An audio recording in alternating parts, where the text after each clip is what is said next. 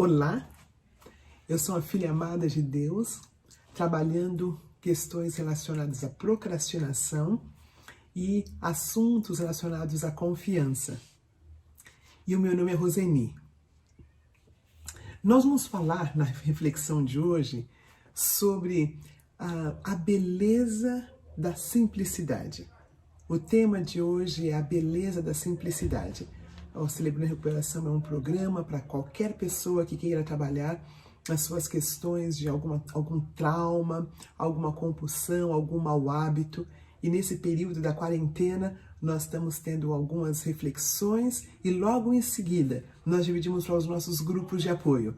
Então, logo após o nosso tempo aqui, você fique conosco, teremos um louvor e logo em seguida o nosso tempo de partilhar.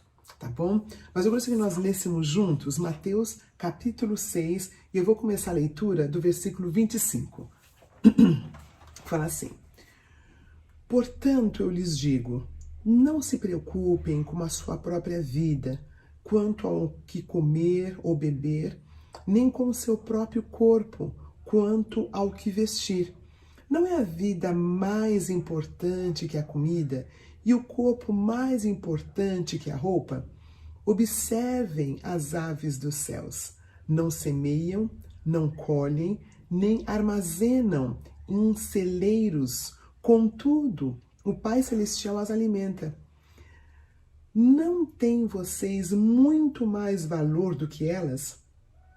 Quem de vocês, por mais que se preocupe, pode acrescentar uma hora que seja à sua vida? Por que vocês se preocupam com roupas? Vejam como crescem os lírios do campo. Eles não trabalham, nem tecem. Contudo, eu lhes digo que nem Salomão, em todo o seu esplendor, vestiu-se como um deles. Se Deus que veste assim a erva do campo, que hoje existe e amanhã é lançada no fogo, não vestirá muito mais a vocês, homens de pequena fé. Portanto, não se preocupem, dizendo que vamos comer, ou que vamos beber, ou que vamos vestir, pois os pagãos é que correm atrás dessas coisas. Mas o Pai Celeste sabe que vocês precisam delas.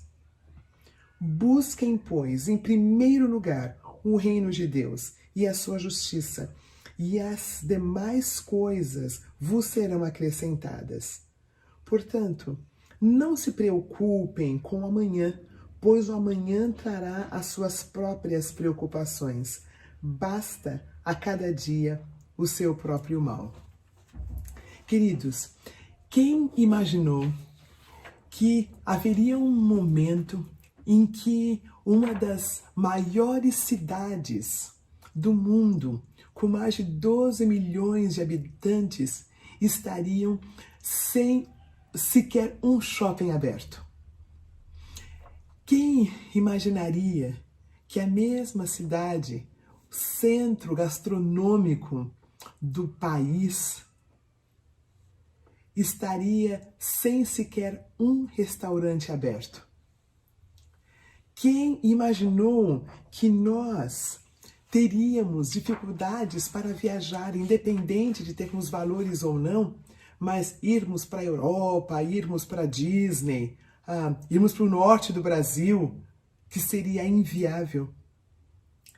Quem imaginou que nós teríamos dificuldades em participar de algum concerto, algum show, alguma exposição, porque é o país da cultura, é a cidade da cultura? E mais do que isso, quem sonhou que nós teríamos dificuldade, ou não poderíamos, na maioria dos casos, ir para o local de uma igreja? Não parece um sonho, não parece algo que é um pesadelo? Mas está acontecendo, está acontecendo. Quem diria que um vírus, que algo da escuridão, seria exatamente o que estaria abrindo os nossos olhos para tantas coisas que nós não víamos antes? a beleza da simplicidade. Sem shoppings abertos, eu não consigo minhas roupas de marca. Eu posso realmente pedir, né, para ser entregue em casa, mas o shopping em si está fechado. Mas mesmo se estivesse aberto, mesmo se eu tivesse essas roupas novas de marca, eu não teria para onde ir, porque as casas de show e os concertos estão todos fechados. O que é que nós temos aprendido? Nós temos aprendido a sermos protagonistas da nossa própria história. Nós temos aprendido a ser protagonistas da vida educacional dos nossos filhos. Nós temos aprendido, mesmo quando a gente pede comida remotamente, nós temos aprendido a sentar e comer com a nossa família. Nós temos aprendido a entreter-nos. Nós temos aprendido a fazer joguinhos com a família, com os nossos filhos. É como se nós tivéssemos voltado ao que é essencial. Trabalhar fora agora é uma exceção e não uma regra, porque nós trabalhamos de dentro de nossa casa. Tivemos que nos organizar como família. Como é que algo tão malévolo tem nos ajudado a ver as coisas de um jeito tão mais clara? Mas o que tem também me chamado a atenção nesse período é que as coisas estão redimensionadas. O que é que de fato nós estamos com grande necessidade? Um salão muito importante aqui em São Paulo, um chain, né, um grupo de salões sendo liderados por esse grande cabeleireiro, ele falou: a mulher brasileira está aprendendo a tingir a raiz do seu cabelo, a fazer hidratação. Olha que interessante. A dar um tapa na unha, a se virar. Nós temos aprendido várias maneiras de lidarmos com o novo. E essas maneiras que estamos lidando com o novo são mais simples. Não são tão sofisticadas. Nós temos aprendido a fazer umas coisinhas na casa. A gente pede alguma comida de fora, mas também nós temos aprendido a fazer algumas coisas. Nós temos aprendido a brincar com os nossos filhos. Como é que um vírus tão malévolo, como algo tão difícil, tem nos dado clareza? Como é que nós temos observado a beleza da simplicidade? Algumas brincadeiras de esconde em casa. Algumas questões que eram tão claras para os nossos avós e não eram claras para nós agora. O que é que nós temos almejado de fato? Temos nos virado com a raiz do nosso cabelo, com as nossas unhas, temos aprendido a fazer uma comidinha, a pedir algumas comidas fora, sentados à mesa.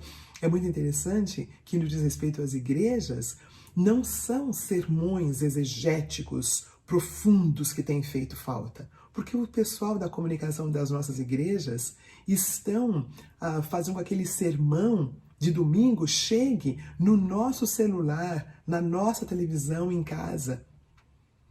O que é que nós estamos sentindo falta de fato, amados?